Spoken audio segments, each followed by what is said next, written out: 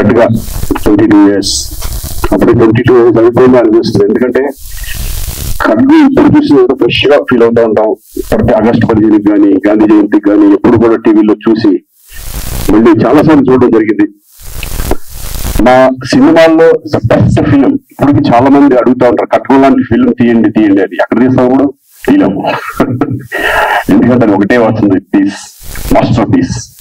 నా లైఫ్ లో నేను ఇప్పటికీ మర్చిపోలేని ఈ సినిమా మళ్ళీ అక్టోబర్ 18న రిలీజ్ చేయడం చాలా సంతోషంగా ఉంటుంది. ఎందుకంటే జనరేషన్స్ మారిపోతా ఉంటాయి. 20 years కి జనరేషన్స్. ఇప్పుడున్న జనరేషన్ కి ఎవరికి కట్నం అంటే ఎవరో తెలియదు. ఎందుకంటే వాళ్ళు 20 years వచ్చేసి ఉంటాయి కాబట్టి ఆ యూత్ కి ఎవరికి కూడా కట్నం గురించి నాకు తెలియకపోవచ్చు. మళ్ళీ ఒక మంచి పేట్రియాటిక్ ఫిలిం, మంచి ఫిలిం మీ ముందుకు రాబోతుంది. డెఫినెట్ గా ఒక మంచి సినిమా చూసిన అనుభూతి మీకు కలుగుతుందని నేను మనస్ఫూర్తిగా అనుకుంటున్నాను. డెఫినెట్ గా ఇంకా వంశీ అసలు ఈ సినిమా నాకు వచ్చేది కాదు, నన్ను వద్దన్నారు ప్రొడ్యూసర్ గారు. మొదటి ఫస్ట్ అంటే ఒకటి, అంతకుముందు నేను ఇప్పుడు ఫ్యామిలీ సబ్జెక్ట్ చేసేవాడిని. ఫ్యామిలీ సబ్జెక్ట్ చేస్తూ ఇంత పెద్ద దీంట్లో ఒక బ్యూటిఫుల్ మంచి ఎమోషనల్ క్యారెక్టర్ చేయడం అనేది ప్రొడ్యూసర్స్ కంటే డెఫినెట్ గా వంశీ ధైర్యం చేసి నాకు ఇచ్చాడు. కానీ అంతే కదా వంశీ, ఫస్ట్ వద్దున్నారు కదా. శ్రీకాంత్ కాకుండా వేరే అయితే నేను చాలా సినిమా చేస్తానని చెప్పాడు ఆయన. కానీ ఆయన అన్న దాంట్లో కూడా న్యాయం ఉంది. ఎందుకంటే అప్పటి వరకు నేను ఫ్యామిలీ సబ్జెక్ట్ చేశాను, భయపడ్డారు, ప్రొడ్యూసర్ గా భయపడ్డాడు. కానీ వంశీ నాకు శ్రీకాంత్ గురించి తెలుసు, అదేంటో తెలుసు. డెఫినెట్ గా శ్రీకాంత్ నాకు కావాలి అని పట్టుబట్టి మళ్ళీ ఈ క్యారెక్టర్ నాకు ఇవ్వడం నిజంగా నా లైఫ్ లో నేను మర్చిపోలేను. వంశీ అలాగే మధుబడి కూడా, మధుబడి అన్నాడు కానీ తర్వాత మళ్ళీ ఎస్ నువ్వు అనుకున్నట్టు కరెక్టే చేసేయమని చెప్పారు ధైర్యంగా. ఆ ధైర్యం చేసి నాకు ఆ క్యారెక్టర్ ఇవ్వడం.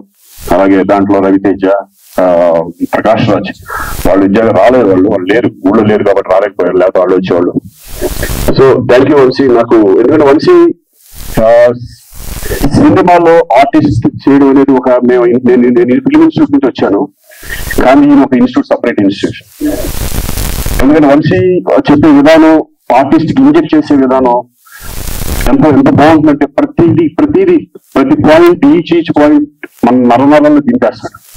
అటువంటి వంశీ ఆయన సినిమా చేసిన తర్వాత మనకి చాలా కాన్ఫిడెన్స్ వస్తుంది. వేరే సినిమాలు చేసినప్పుడు చాలా ఈజీ అనిపిస్తుంది. అట్లా 3 సినిమాలు ఆయన డైరెక్షన్ లో చేయడం. నేను ఖడ్గం తర్వాత నా 100వ ఫిలిం, 100th మూవీ కావాలని వంశీ అయితే నాకు బాగుంటుంది నా 100వ సినిమా. కానీ మహాత్మా, అలాగే గోవిందుడు అందరి వాడేలో నాకు బ్యూటిఫుల్ మంచి క్యారెక్టర్ రామ్ చరణ్ సినిమాలో ఇవ్వడం. ఇలా చెప్పుకుంటూ ఈయన గురించి చాలా ఉంటాయి. ఎందుకంటే నాకు నచ్చిన డైరెక్టర్స్ లో వంశీ ఒకళ్ళు. ఇప్పటికీ ఆయన ఇంకా ఉంది, ఆయన ఎన్నో మంచి సినిమాలు చేయాలని. ఇంకా ఇండస్ట్రీలో 18 రిలీజ్ అవుతున్న సినిమా మీరందరూ చూసి ఎంజాయ్ చేస్తారని నేను అనుకుంటున్నాను. ఎందుకంటే నా లైఫ్ లో బెస్ట్ సాంగ్ నువ్వే సాంగ్, అది ఎప్పటికీ మర్చిపోలేను. సిరివెల్ల సీతారామ శాస్త్రి గారు ఆయన లేకపోవడం నిజంగా దురదృష్టం. ఈ సాంగ్ జరిగినప్పుడు గుర్తులేదు ఏంటి, ఫస్ట్ సాంగ్ విన్నప్పుడు ఏంటి వంశీ డ్యాన్స్ పెట్టేంటి, మామూలుగా మెరిపించి చూపించేస్తూ ఉన్నాను. గుర్తుందా? ఈ సాంగ్ లో డ్యాన్స్ ఉండకూడదురా, డ్యాన్స్ లేదురా. అలా ఒక సరదాగా నాకు కొంచెం షై ఉండేది. హీరోయిన్ తో సోనాలి బింద్రే అంతా చేసేటప్పుడు షై ఉండేది.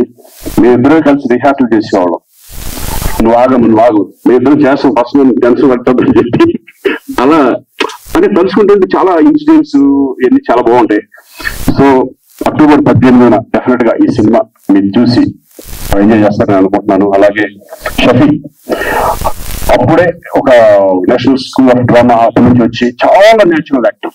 ఎంత నేచురల్ అంటే మేము ఫస్ట్ నేను ఇన్స్టిట్యూట్ నుంచి వచ్చాను కానీ బట్ వాళ్ళ ఇన్స్టిట్యూషన్, వాళ్ళ స్టైల్ ఆఫ్ యాక్టింగ్ వేరే ఉండేది. అంతా అంటే మెథడ్ యాక్టింగ్ టైప్ ఆఫ్ ఎక్కువ ఉండేది కదా మా ఇన్స్టిట్యూషన్. మాది నేర్పల, మాదంతా వెళ్ళిపోతా ఉండేది అంతే.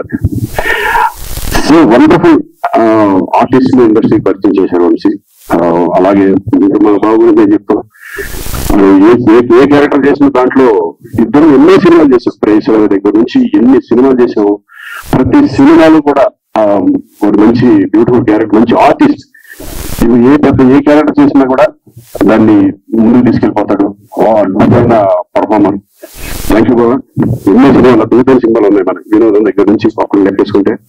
సో మరొక్కసారి అందరికి నేను థ్యాంక్స్ చెప్పుకుంటాను, అలాగే ప్రొడ్యూసర్స్ కి, వంశీకి. Thank you very much.